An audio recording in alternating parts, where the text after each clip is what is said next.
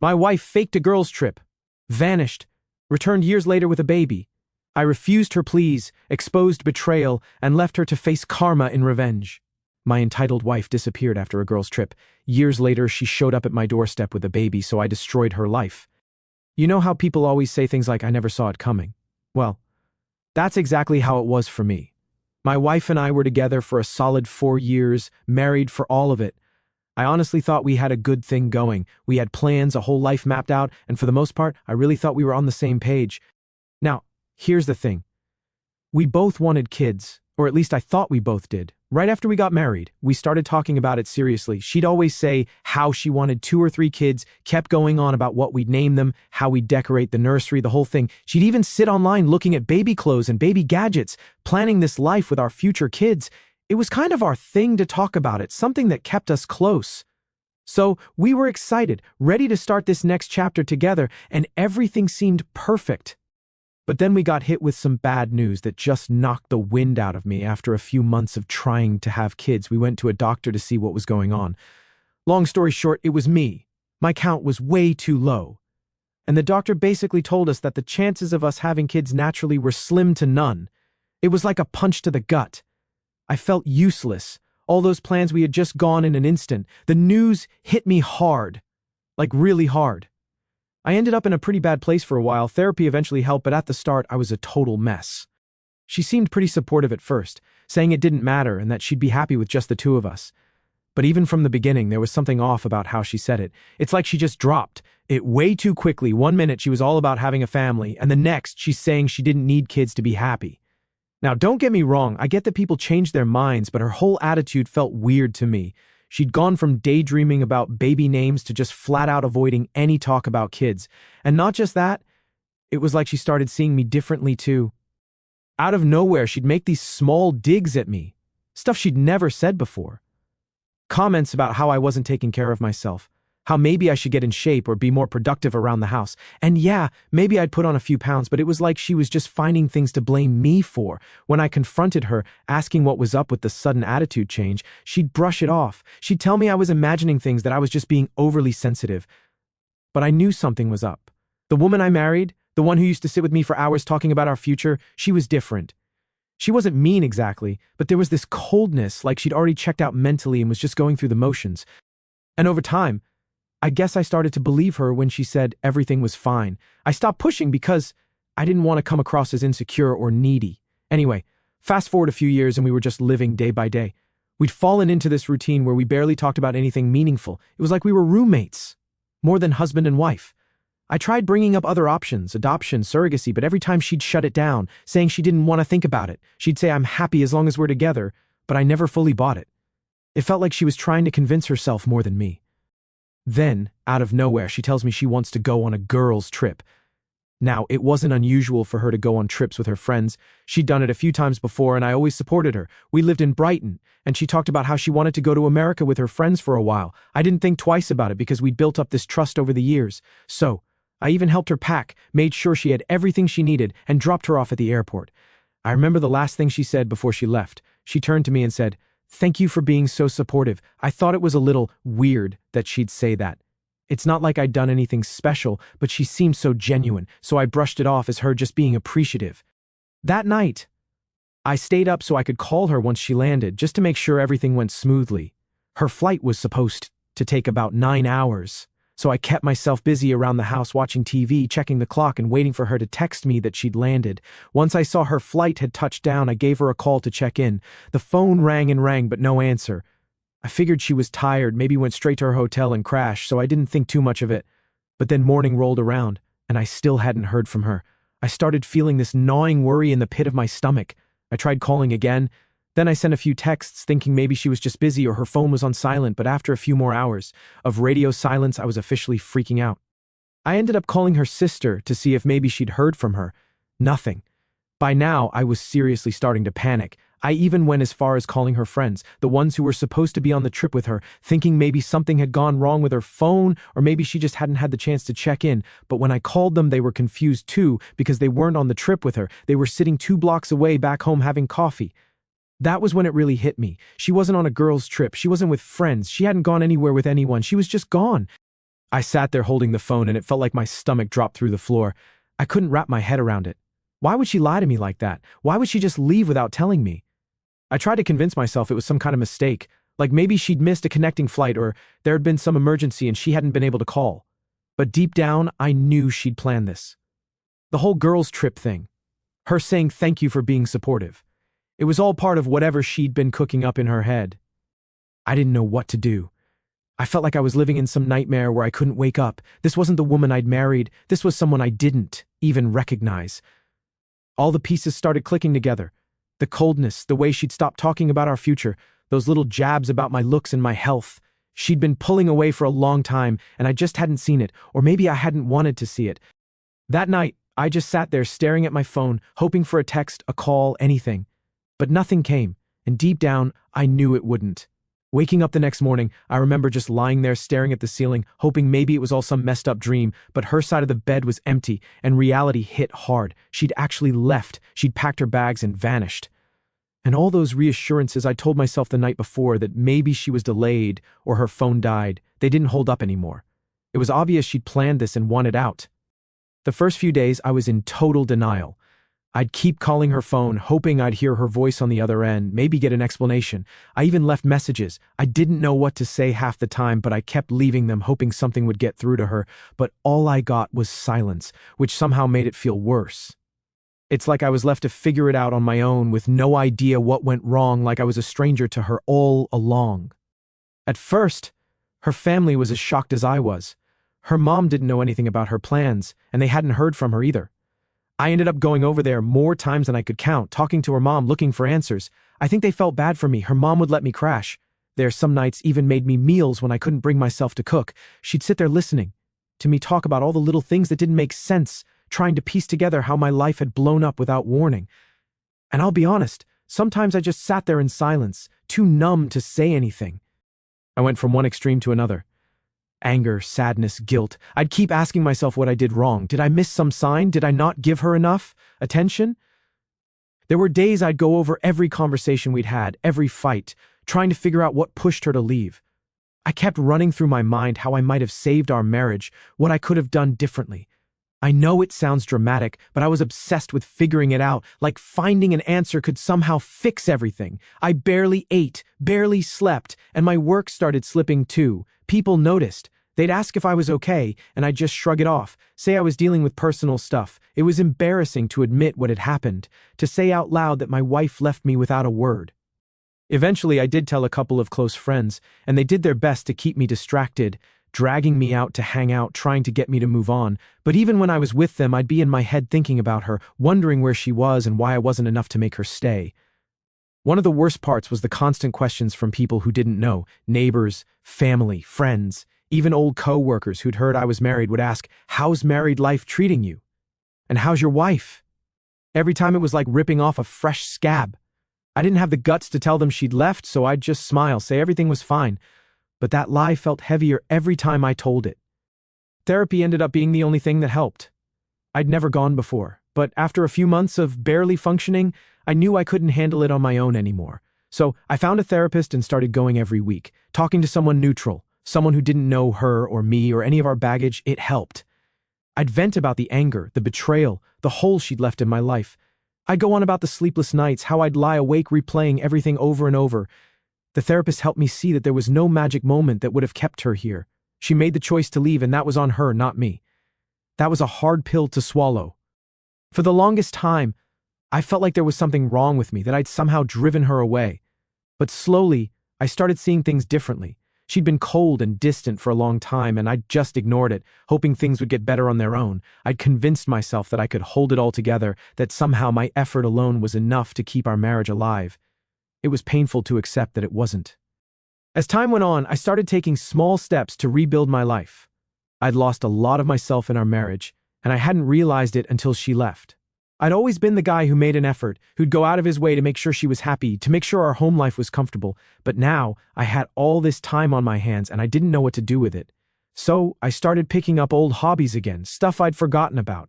I went to the gym, started reading books I'd been putting off, even tried cooking new recipes. Work eventually got better too. At first, I was just going through the motions, barely keeping up with my workload. But as I started feeling more like myself, I put more effort into my job. It was one of the few things that made me feel accomplished, like I still had control over something in my life. I'd always been good at what I did, but now I put my all into it. The extra hours, the focus, it paid off in the form of a promotion that I never would have gotten if I'd been wallowing in self-pity. Still, there were days that hurt. Every once in a while, I'd come across something that reminded me of her. A photo, an old movie ticket stub, little things that brought back memories I'd tried to forget. I'd look at them and wonder what she was doing, if she ever thought about me, if she ever regretted what she did. But those moments started to fade bit by bit. Each time I was able to pack away those memories a little quicker, move on a little easier. I also reconnected with friends I hadn't seen much since I got married. We started doing things again, hitting up the golf range, going on hikes, stuff I hadn't done in years. It felt good to have people in my corner, people who weren't part of the mess, who could help me move on without dragging me back into the pain. Looking back, I realized I'd put way too much of myself into that relationship, into being her husband. When she left, it felt like she'd taken a part of me with her, like I'd lost this huge chunk of who I was. But piece by piece, I was finding myself again. It wasn't easy, and it wasn't quick, but I was getting there. By the end of that year, I could finally look in the mirror and see someone who wasn't defined by what she'd done. I was more than just the guy whose wife left him. I'd survived, I'd rebuilt, and I'd come out stronger. For the first time in years, I felt like I could actually live my life without her shadow hanging over me, and honestly, I was proud of that. I thought I'd put everything behind me. Life had finally started feeling normal again, or at least as close to normal as it could get after all that mess. I had my routine down, friends keeping me busy, and work was actually going great. I'd even stopped thinking about her every day. I mean, I still had my moments where some random memory would sneak up on me, but it wasn't like before where every second of my life was somehow connected to her. So when there was a knock on my door one Saturday morning, she was the last person I expected to see standing there. But there she was, right on my doorstep holding a baby. I froze. My brain just stopped working for a second because it was like seeing a ghost. She looked pretty much the same, maybe a little worn down, but still her. She gave me this look like she actually thought I'd be happy to see her, and yeah, that hit me hard because I thought I was past caring. Turns out, seeing her again stirred up a lot of emotions I thought I'd buried. I didn't say anything at first. I just stood there staring. She smiled at me like nothing had happened, and then with zero shame she asked, "Can I come in?" The nerve, I mean really, after everything she'd done, she just shows up here like I'm supposed to welcome her back with open arms.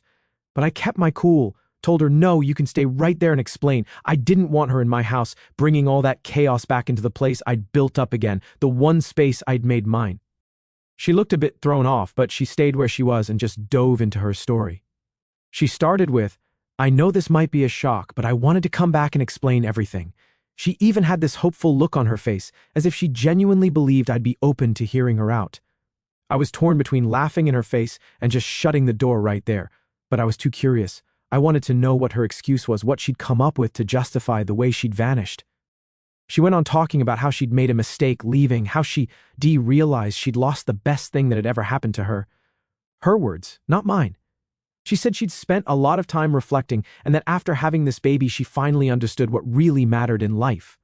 Apparently, what really mattered was showing up unannounced at my door after ghosting me for years. And that's when she looked down at the baby and said, "This is our second chance." I couldn't believe what I was hearing. Our second chance? Like this kid was supposed to be some magical reset button and we just pick up right where we left off. I tried to keep my expression neutral, but inside I was absolutely fuming. She went on saying how she wanted us to be a family again, that she'd made a terrible mistake, but now we could start fresh. Just the three of us. Finally, I asked the one question that had been eating at me since she showed up. "Why did you leave?" I kept my voice as steady as I could, but I wasn't sure how much longer I'd be able to hold back. I'd spent years trying to understand, torturing myself with all the possibilities, and now that she was here, I needed to hear it from her. She hesitated, looking down at her feet like she was ashamed, but eventually she told me the truth, or what I assume was the truth. She admitted she'd left because she wanted a kid. And since I couldn't give her one, she'd found someone who could. She actually said it like it was no big deal, as if she hadn't shattered my life, as if I was supposed to just nod and accept it. She explained that the guy she'd left with didn't stick around, but by then she'd had the baby and realized she wanted me back just like that. Simple. I took a minute to process what she was saying. Here she was admitting that she'd abandoned me, ran off with some guy, had his kid, and now expected me to be okay with it, like I just forgive and forget. I told her, so you left, found someone else, had his baby, and now you think you can come back and pretend like nothing happened? She started crying, saying she was sorry, that she'd made a huge mistake, but that didn't move me at all.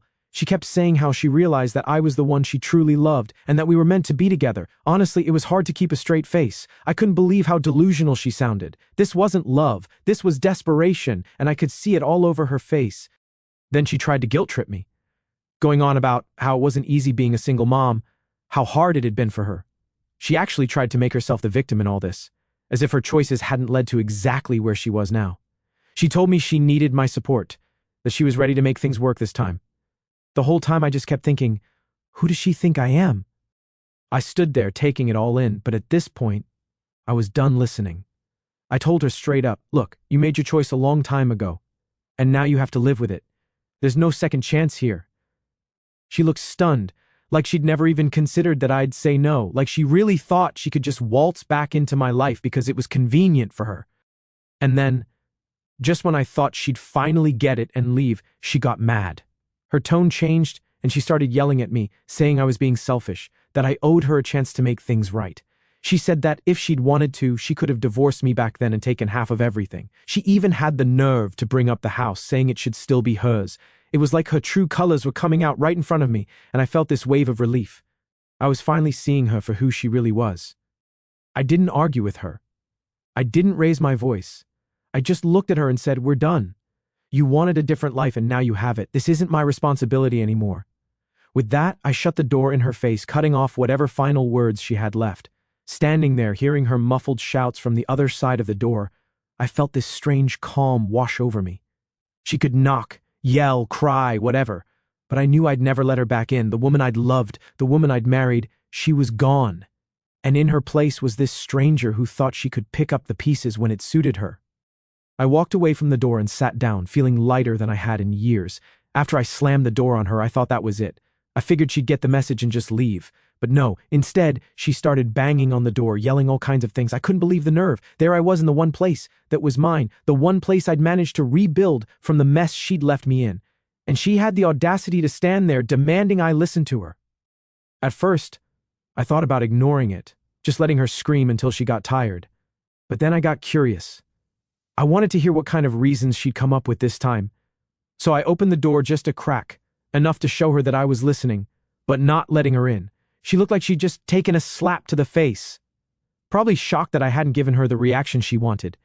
She launched into this whole monologue about how she was willing to forgive me for slamming the door on her and how she was ready to start, fresh, like we were just having a normal spat, not dealing with her abandonment. She kept going on about how we could make things work if we both put in the effort. At that point, I couldn't hold back. I laughed, actually laughed, because the sheer nerve of this woman was beyond anything I'd ever seen. She looked furious when I did that, like I was supposed to feel bad for not taking her seriously. I told her, you left. You had your chance and you threw it all away.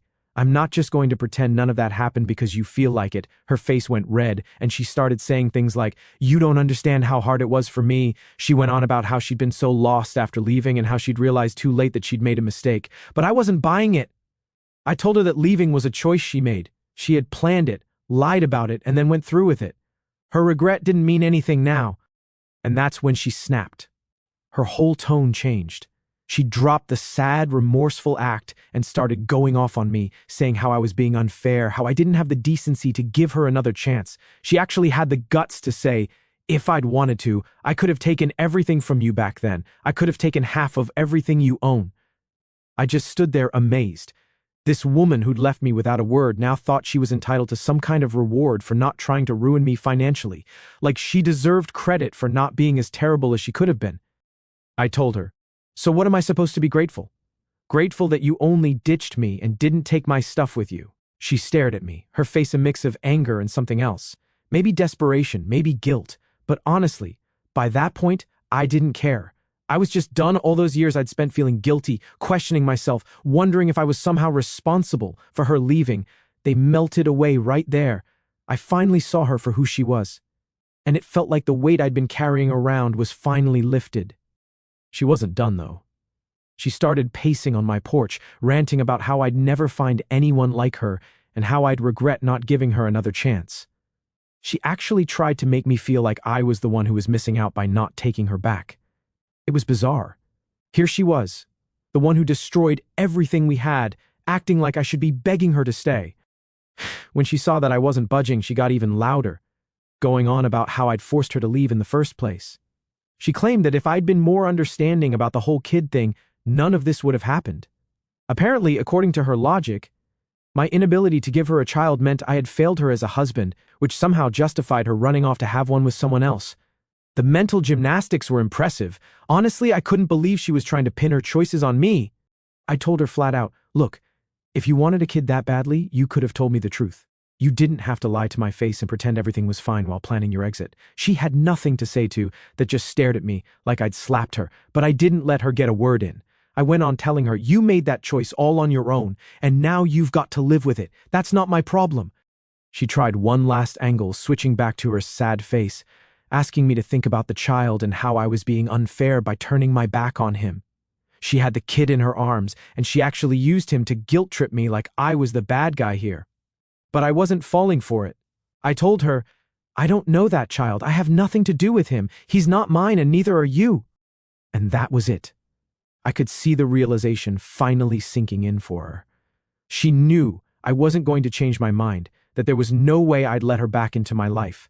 I could see the anger fading, replaced by something else. Maybe actual regret, maybe just frustration. But it didn't matter to me. She was just a stranger now, a stranger who had tried to walk all over me and expected me to smile and thank her for it. She stood there for a few more seconds, like she was waiting for me to change my mind, to call her back. But I didn't say another word. I just stood there watching her face as it finally dawned on her that I meant every word. Then, without another look, I shut the door. And this time, I didn't wait for her to bang on it again. I knew deep down that I'd made my decision and there was no going back. I walked away from the door feeling, I don't know, like I'd finally won. She'd spent so much time thinking she could come back and manipulate her way into my life again. But it was over. I was free. There wasn't going to be a second chance. Not for her, not for us. She was just a memory now, one I'd finally put in the past where it belonged. After all those years of guilt and pain, I finally felt like I could breathe again. And you know what? It felt good. The moment I closed that door on her, I felt this strange calm wash over me. I wasn't angry or sad or even shocked anymore. It was like every ounce of energy I'd spent on her for years, all the regret, the guilt, the endless wondering, it just vanished. I'd finally gotten the closure I didn't know I needed, and I was ready to move forward. It was over for real this time. But of course, things didn't end as cleanly as I'd hoped. A few days later, I got a text from her mom. She was apologizing, saying she was ashamed of how her daughter had handled everything and that she'd tried to talk some sense into her, but obviously it hadn't worked. Her mom was a good person. She'd helped me out a lot after her daughter left, and I could tell she was genuinely upset about the whole thing. I didn't hold anything against her, but I wasn't interested in being roped back into that mess. I just replied with a polite, "Thanks for checking in," and left it at that. I wasn't going to give her mom any more details, and I wasn't going to waste time explaining my decision. She understood enough to know it was over. Over the next few weeks, I heard bits and pieces through mutual friends and social media. Apparently, she'd gone back to living with her parents, and it wasn't going smoothly. The guy she'd left me for, the kid's father, wasn't involved at all. He'd completely bailed. I guess he hadn't signed up for the long haul, and now she was stuck figuring it out on her own. She'd pretty much burned every bridge, so there weren't many people willing to lend a hand. Her old friends, the ones who were on my side when she first disappeared, had no sympathy for her. They'd all moved on and weren't too keen on getting dragged back into her drama. Can't blame them. Her parents weren't exactly thrilled either. They weren't in a great financial position to support her and a baby. I knew this because not long after the text from her mom, I got a call from her dad. I almost didn't answer, but curiosity got the best of me. He was polite but direct, said they were struggling to make ends meet, and hinted that maybe I could help out a bit. He said, "We know you cared about her once," and kept going on about the baby and how hard things were for them. I listened politely, but when he started going on about how his daughter just needs a little support to get back on her feet, I couldn't help but laugh a little. Not out loud, but you get the point. I told him as nicely as I could that his daughter's choices were her own and that I wasn't in any position or mindset to help. I think he got the message because he didn't press further. The next thing I know, her friends start reaching out, people I hadn't heard from in years. A few tried the guilt angle, saying she was going through a rough time and that maybe I could find it in my heart to give her another chance. Another friend of hers even had the nerve to suggest that the kid needed a father figure and that I shouldn't let my bitterness get in the way of helping him out. But I stood my ground. I wasn't going to let anyone make me feel bad for finally choosing myself after years of feeling like I'd never be enough. I'd given that woman everything I had and she'd thrown it away. The least she could do was own her choices instead of expecting me to bail her out. Over time, the calls and messages slowed down, and eventually they stopped altogether. It was like everyone finally understood that I was serious, that I'd moved on and wasn't going to be roped back in. And that's when the real peace set in. My life felt quiet, normal in a way it hadn't in years. I had my routines, my friends, my work. It wasn't a fancy, glamorous life, but it was mine. And I'd built it back up on my terms. The funny thing is, I started finding happiness in the little things again. Stuff I hadn't really noticed when I was married. I'd go for walks, cook my own meals, read books I'd meant to get to for years.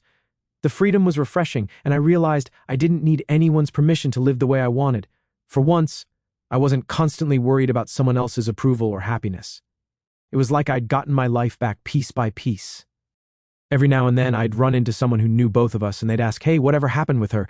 I'd give a brief, polite answer and change the subject. It wasn't that I was hiding anything, I just didn't want to keep revisiting a chapter that was so clearly over. She was part of my past, and I'd finally learned how to leave her there. As for her, last I heard, things weren't going great. She was struggling to keep a job, still bouncing between her parents' place and friends' couches when she wore out her welcome. People I barely talked to anymore would message me occasionally, telling me she was asking for help from just about anyone who'd listen. Some of them even hinted that she was hoping I'd change my mind, that maybe I'd come around and decide to play dad to her kid after all. But that wasn't going to happen. I'd spent too much time and energy getting my life back to even think about going down that road. I wasn't going to be her safety net. I wasn't going to be the guy who picks up the pieces just because things didn't work out the way she planned. I was done with that chapter and nothing was going to drag me back. In the end, I feel like I got the closure I needed. She'd made her choices and now she was dealing with the consequences. And me, I finally felt free, truly, genuinely free, in a way I hadn't felt since the day she left. I was done letting her shadow hang over my life. I'd moved on, and I was content. Not happy in some big dramatic way, but quietly, peacefully content. And you know what? That was enough.